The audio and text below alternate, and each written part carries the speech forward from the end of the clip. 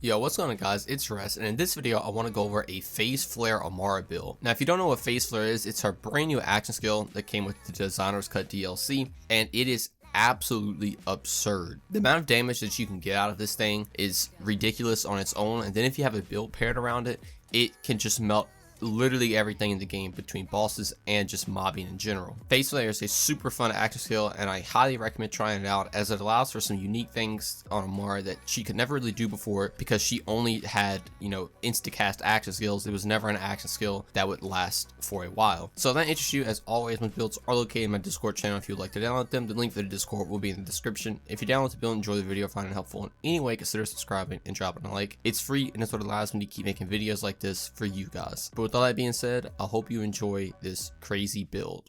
Alright, so starting off with this gear, as you can see, this is going to be a very melee focused build, and that's because the Phaseflare actually is going to get melee buffs every time you punch it. It's going to essentially take some of that damage and buff this action skill's damage even more. Now, the main gun, we're going to be using the Face Puncher. This is just your main mobbing weapon.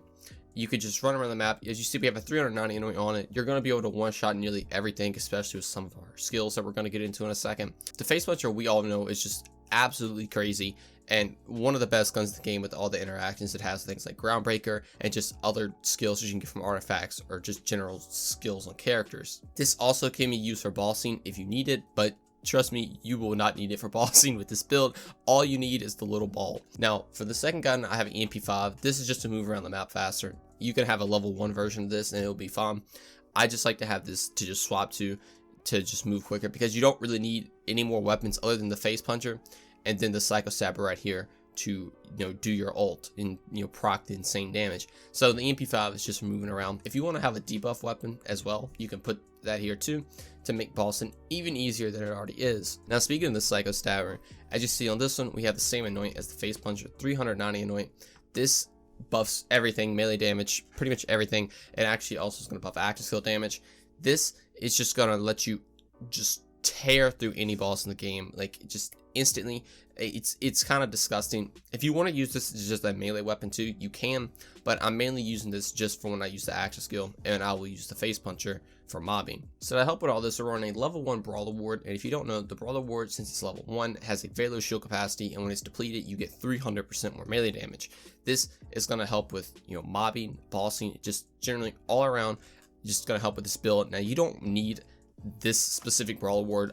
This build is already so good, you can run whatever shield you want to, but this is just going to make it go to the next level with the 300% additional melee damage. And as you see, the anoint I have on axe skill in, you get 20% more cooldown rate when it ends.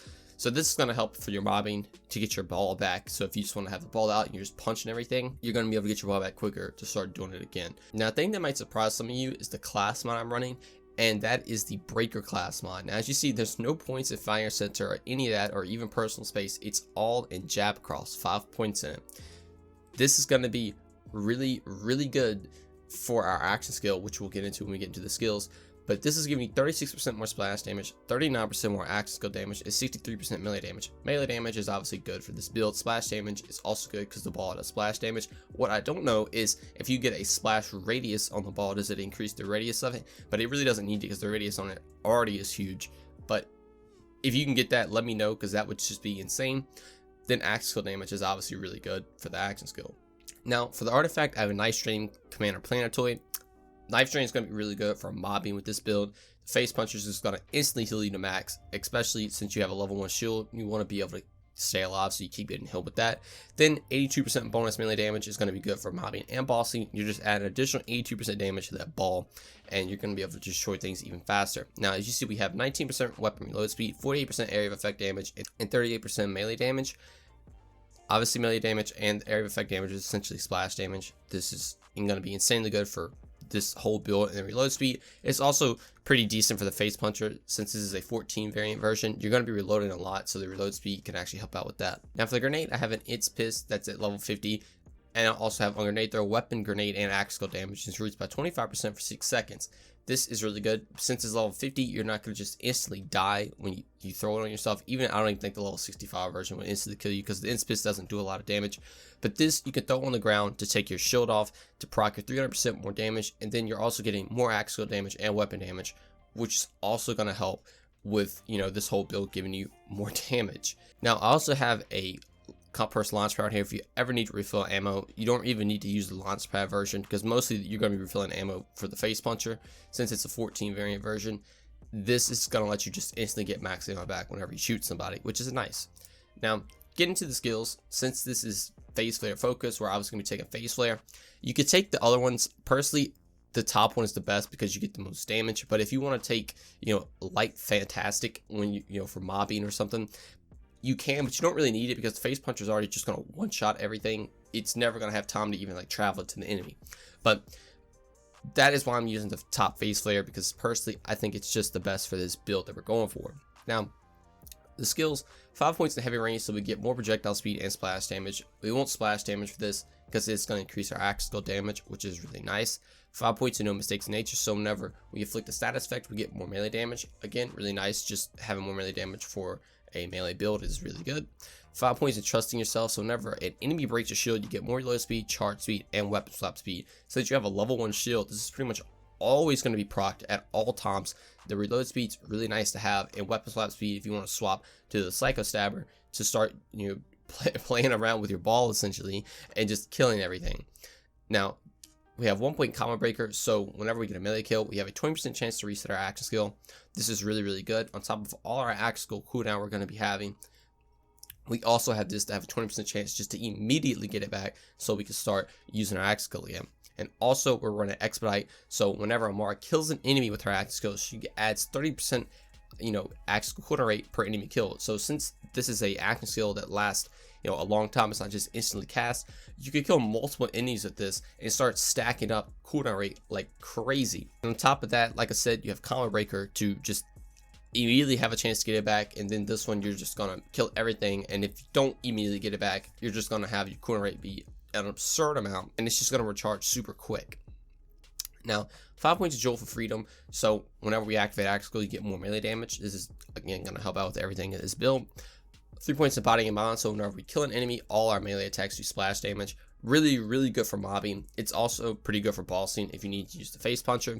But then 3 points in Atman, so we get 27% more skill damage. This is going to buff our phase flare damage, which is really nice. 1 point in clear your mind, so this is a kill skill, and whenever you kill an enemy, Amara is going to ignore elemental damage resistance, so you can essentially just use whatever element you want to on any boss. But you have this, but if you're going against a boss where you can't kill an enemy, you are going to have access to all 4 action skill elements, and you can swap them out to whatever you're getting yourself into. Now, getting into the next skill tree that's really going to matter for this build, and that is Brawl.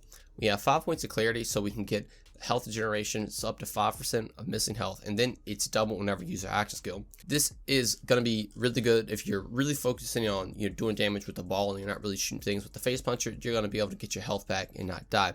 If you want to take some out and put them in root to rise, you can, but I have 2 points of root to rise, so I need to get down to the bottom so you get more max health. Now, a thing that also is going to help out is Samsara. So whenever your axe skill does damage, you're actually going to get a Samsara stack, and these stack up to 5 times, and you get 5% per stack. So you can get 25% more damage and a health generation.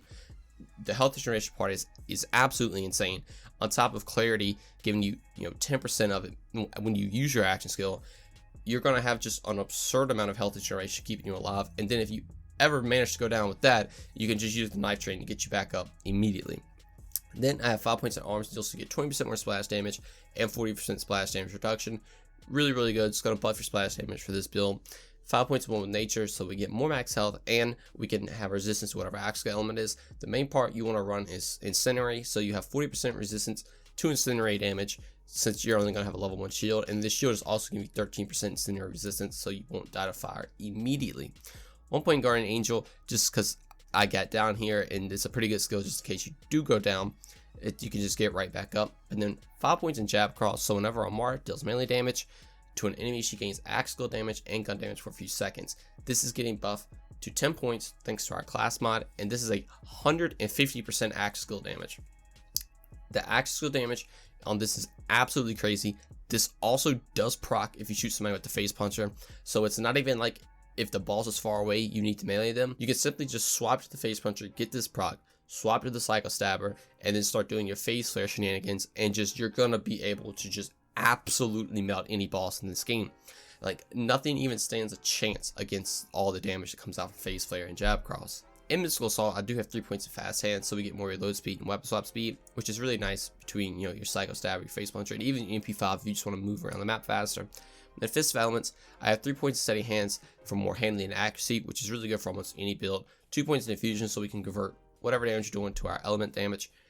This is okay, you know, for the Face Puncher if you're going for bossing, if you need to use it. But the main thing we're just trying to get to Illuminated Fist and Soulfire. So this is going to make you have 75% more melee damage, and your melee damage is actually converted to whatever your axe skill element is. So now you can have, you know, any melee damage be your axe skill element. Now, you might be wondering why I didn't take any points of Fire Center and Blitz, because these do give you increased melee damage. You don't really need these, and honestly, more times than not, this kind of affects the way you can hit the ball in mobbing scenarios. Since this lets you launch towards enemies, and this gives you 75% more melee range, whenever you go to melee the ball, sometimes you just literally go right through it and hit an enemy, and then you have to walk all the way back around and hit the ball again. So honestly, in my opinion, the 200% more melee damage that you can get from both of these skills is not worth it due to the consistency of this build.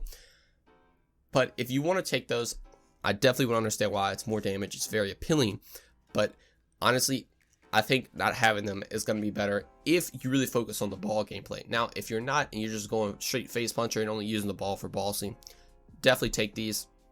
But if you want to use the ball in every aspect of the game, I would highly recommend not taking these, just like I said, for the pure consistency. Alright, well, that's going to do it for the Phaseflare Amara build. Like I said, if you want to build that's based all around doing damage with your axe skill, this is 100% the build for you. Throughout the whole lifespan of this game, everybody's wanted an axe skill build for Amara, and you can make them work with things like phase cast, but nothing is going to even come close to what this build can do. The damage output you get is absolutely insane, and also the axe skill is just fun to use. Now, it can be a little tedious sometimes because the axe skill will get stuck on objects, and you're just gonna have to get used to that. But if you're using it in scenarios where you're just going up against a major enemy or just a huge room with a lot of adds, you should be fine. And especially if you're just using it for bosses, you will absolutely be fine. But overall, I would rate this build as being one of Amara's best builds, and it's gonna allow you to get through literally everything in the game without even trying. The Face Puncher is gonna just destroy for mobbing, and Phaseflare is gonna destroy any bigger enemy or boss. But that's gonna do it all for this build. Thank you all so much for watching, and I will see you in the next one. Peace. I gotta find a way out of this fucking position. I stay with a gang and don't stress by no bitches. I took all my pain and I put it in records. They turn up the speaker, I turn it to riches. When I'm alone, the past come at a homie, so I feel like turning that boy to a cat.